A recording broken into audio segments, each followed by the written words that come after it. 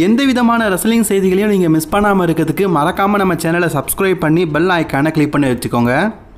அடிப்பட்ட நிலையில் இப்போதைக்கு சிஎம் பங்க் இருக்காரு. இதுதான் சரியான நேரம். பழைய விஷயங்கள்லாம் பற்றி பேசலான்னு சொல்லிட்டு ஜான்சனாக ஒரு மாசான ஸ்பீச் பேசினார். இது உண்மையிலே மாசான ஸ்பீச். வாங்க அவர் பேசுனதை தமிழில் பார்க்கலாம். என்ன சிஎம் பங்கு இந்த இடத்துல இந்த டேபிளில் நீ இப்படி அடிபட்டு கிடக்கிறத பார்க்கும்போது எனக்கு என்னமோ 2011 ஞாபகம் வருது.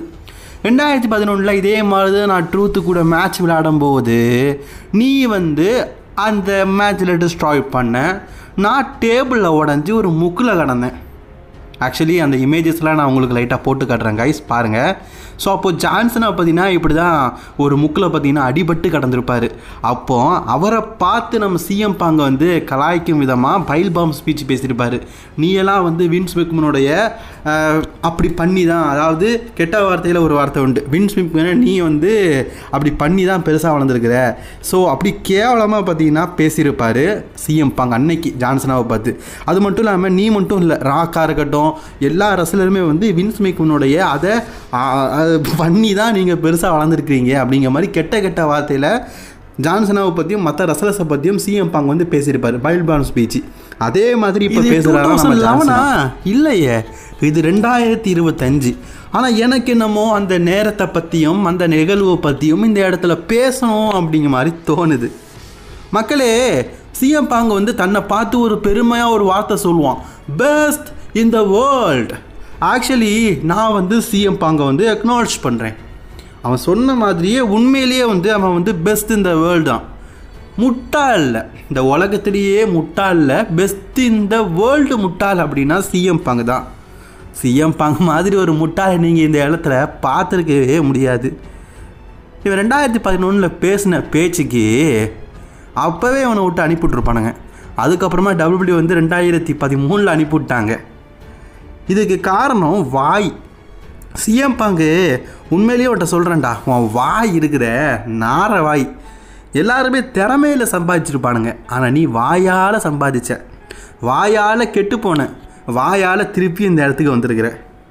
நீ ஏன் கூட நைட் ஆஃப் சாம்பியனில் மோதுறேன் அப்படிங்கிற மாதிரி முதல்ல சொல்லும்போது எனக்கு பழைய விஷயங்களும் நீ பண்ண விஷயங்களும் எனக்கு மைண்டுக்குள்ளே ஓடிக்கிட்டே இருந்தது. அதில் ஒன்று தான், நான் எப்படி அந்த டேபிள் அடிபட்டு யாருடைய ஹெல்ப்பும் இல்லாமல் இருந்தனோ அப்போ நீ என்னை பற்றி எவ்வளோ கேவலமாக பேசியிருந்த. அதே மாதிரி உன்னுடைய உண்மையான முகத்தை பற்றியும் உன்னுடைய ரியாலிட்டிக்கான ஃபேஸை பற்றியும் நான் இருந்த அதே சுச்சுவேஷனில் இருந்து பேசணும் அப்படின்னு நினச்சேன். ஏன்னா இதுதான் என்னுடைய ஃபைனல் இயர் ஆச்சே. இதுக்கப்புறமா பேசணும் அப்படிங்கிற சான்ஸும் எனக்கு கிடைக்காத. ஹலோ யூஎஸ்ஏ நெட்வொர்க், நான் பேசுகிறத நல்லா டெலிகாஸ்ட் பண்ணுங்கள்.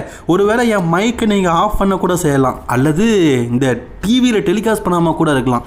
நான் கேவலமான விஷயங்களை பற்றி பேச போகிறது இல்லை. சிஎம் பாங் மாதிரி சிஎம் பாங் இன்னும் கேவலமானவனை பற்றி தான் பேச போகிறேன். இந்த இடத்துல சிஎம் பாங்கை பற்றி நான் இன்னொரு விஷயம் சொல்கிறேன். பங்கு ஒரு சுயநலவாதி. எல்லாமே தனக்கு தான் கிடைக்கணும், எல்லாமே நான் தான், இந்த லாக்கர் ரூம்லேருந்து எல்லாமே தனக்கு தான் கிடைக்கணும் அப்படின்னு நினைக்கிற ஒரு சுயநலவாதி. இப்போ கூட அவன் சாம்பியன்ஷிப்புக்காக சவுதி அரேபியாவில் என் கூட மோதணும் அப்படின்னு சொல்லியிருக்கான்.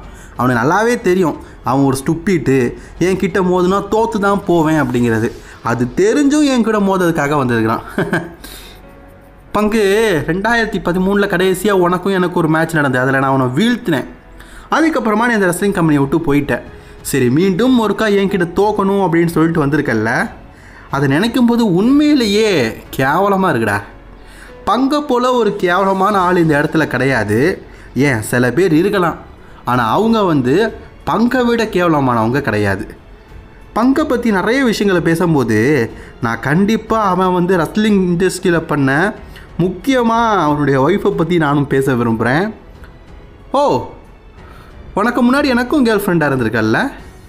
ஹே, கண்டிப்பாக எனக்கு மட்டும் இல்லை, நெட் நெமித்துக்கும் கேர்ள் ஃப்ரெண்டாக இருந்திருக்கல்ல, மேட் கோரனாடோ. ஆக்சுவலி அவர் ஒரு சில பேர் சொல்லியிருப்பார், அது யார், இந்த பேர் எங்கேயோ கேள்விப்பட்டமா இருக்கே அப்படின்னு நீங்கள் கன்ஃபியூஸ் ஆவீங்க. அவர் யாரை சொல்கிறாரு தெரியுமா? நிக் நிமித்னா டாப் சிக்லர். ஏஜே லீக்கும் டாப் சிக்லருக்கு இருந்த விஷயம் உங்களுக்கு தெரியும்ல. அடுத்து மேட் கொரடான்னு சொல்லிட்டு ஜாக் ஸ்வைடர் ஊ ஊ ஊ அப்படின்னு சொல்லல. அடுத்து கேசிகனோ கொரடா அப்படின்னு சொன்னது யாரை தெரியுமா? நம்ம சிசாரோவை. இவங்களெல்லாம் மென்ஷன் பண்ணி இன்றைக்கி நம்ம ஜான்சனா வந்து ஸ்மாக்டவுனில் பேசியிருக்காரு. இவங்கெல்லாம் டபிள்யூடபிள்யூல இப்போ ஒர்க் பண்ணவே இல்லை. அவங்களுடைய தற்போதைய நேமை வச்சு ஜான்சனா வந்து அவங்கள இன்வால்வ்மெண்ட் பண்ணி பேசியிருப்பார். உங்களுக்கெல்லாம் பங்கை பற்றியும் அவனுடைய லவ் ஸ்டோரியை பற்றியும் உங்களுக்கு தெரியும்ல, நிஜ கதையை பற்றியும் உங்களுக்கு தெரியும்ல. ஸோ கிரேசி பங்கு, நீ இந்த டேபிளில் அடிபட்டு உனக்கு ஹெல்ப் பண்ணதுக்கு யாருமே இல்லாமல் அப்படியே படுத்து கிடக்கும்போது எனக்கு என்ன பார்த்த மாதிரியே இருக்குது. உனக்கு ஞாபகம் இருக்குதா அந்த பைல் பாம் ஸ்பீச்? நீ அவ்வளோ கேவலப்படுத்தியிருப்ப என்ன. மணி இந்த பேங்கில் உன் நாட்டில் நடந்தது, உன்னுடைய சொந்த ஊரில் நடந்தது.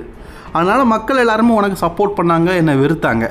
நீ என்கிட்ட இருக்கிற டபிள்யூடபிள்யூ சாம்பியன்ஷிப்பை பிடுங்கின, சம்மர்ஸ்லாம்லேயும் பிடுங்கின. ஆனால் என்னால் திருப்பி உன்கிட்ட இருந்து அந்த சாம்பியன்ஷிப்பை வாங்க முடியலைல்ல. ஏன்னா அந்த நேரத்தில் நான் ரொம்ப நல்லவனாக இருந்துட்டேன். நீ பண்ண சதி வேலைக்கெல்லாம் நான் வந்து திருப்பி பழி வாங்காமல் விட்டுட்டேன். பட் ஆனால் இந்த தடவை அப்படி இல்லை பங்கு. நீ கெட்டவன்னா நான் ரொம்ப கேடு கெட்டவன்.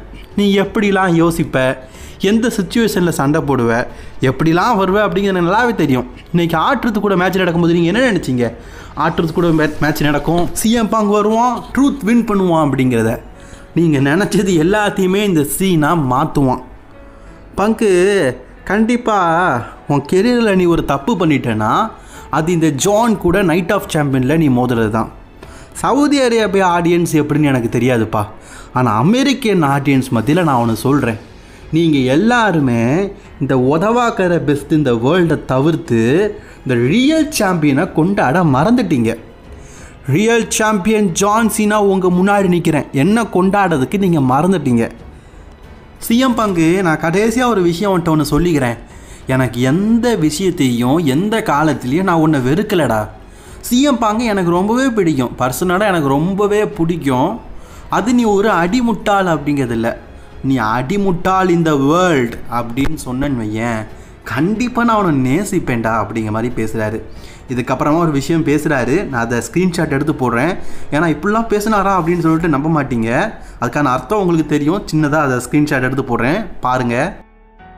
பங்கு, டிகேஓ குரூப்ஸுக்கு எதிரானவன் நீ கிடையாது.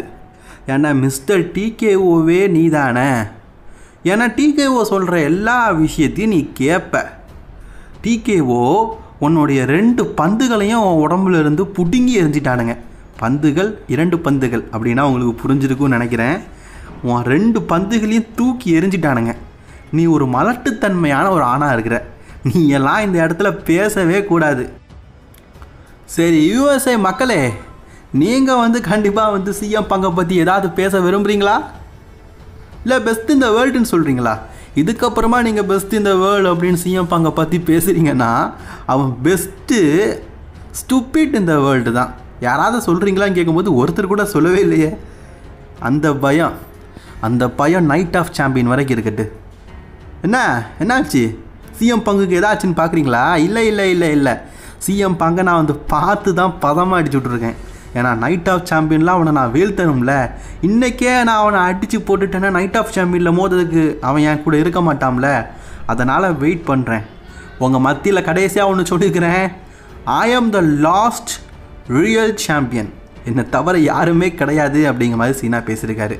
அண்ட் இந்த வீடியோ பிடிச்ச லைக் ஷேர் பண்ணிக்கோங்க. தொடர்ந்து வீடியோ பார்க்கறதுக்கு மறக்காமல் சேனலை சப்ஸ்கிரைப் பண்ணிக்கோங்க.